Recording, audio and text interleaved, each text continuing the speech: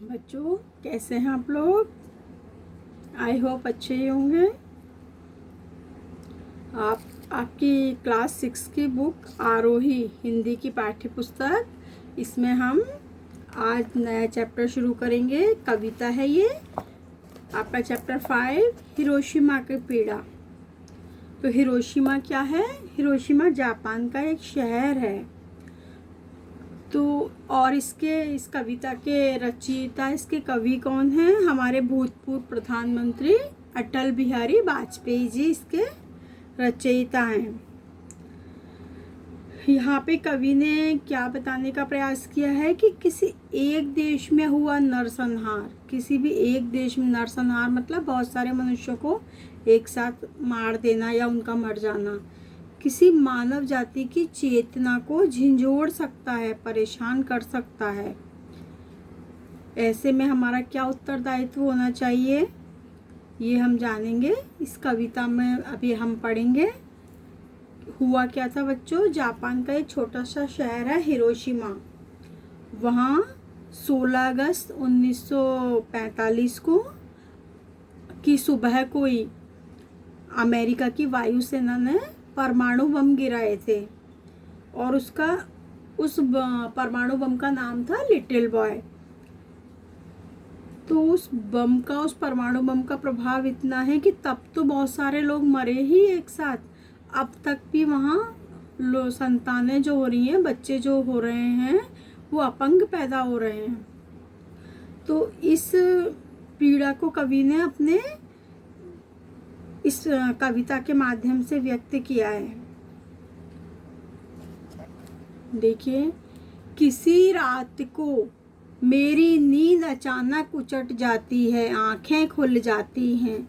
मैं सोचने लगता हूँ कि जिन वैज्ञानिकों ने अणु अस्त्रों का आविष्कार किया था, वे हिरोशिमा नागासाकी के भीषण नरसंहार के समाचार सुनकर रात को कैसे सोए होंगे। क्या कह रहे हैं कवि कि कभी अचानक हिरोशिमा के नागासाकी के बारे में सोचने पर मेरी नींद अचानक से उचट जाती है। मैं जाग उठता हूँ, इतना घबरा जाता हूँ, परेशान हो जाता हूँ।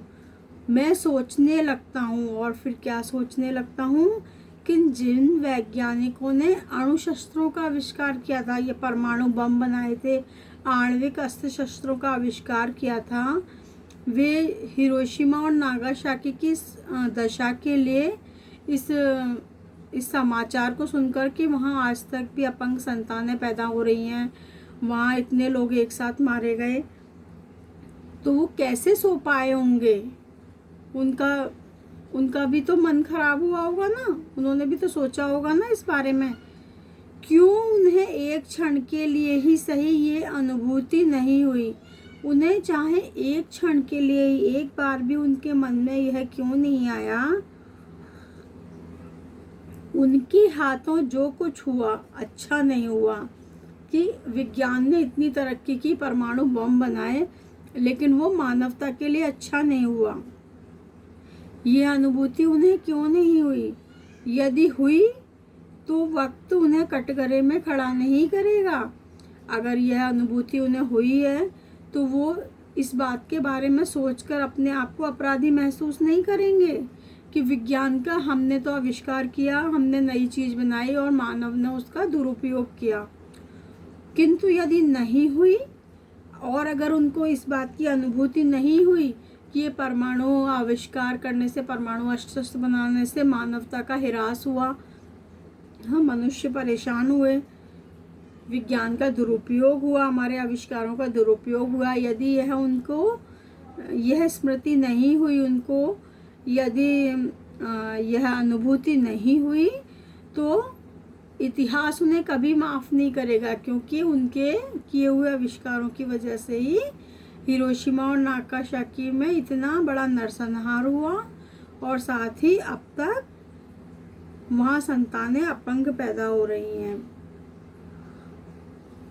तो इस प्रकार बच्चों, इस कविता में अटल बिहारी वाजपेयी जी ने क्या संदेश दिया है कि विज्ञान का मनुष्य को दुरुपयोग नहीं करना चाहिए, मानवता के कल्याण के लिए विज्ञान का उपयोग किया जाना चाहिए, विज्ञान का सदुपयोग होना चाहिए, दुरुपयोग नहीं। मानव कल्याण के लिए, मानव उत्थान के लिए, ना कि मानव मात्र को पीड़ा देने के लिए, उन्हें परेशान करने के लिए।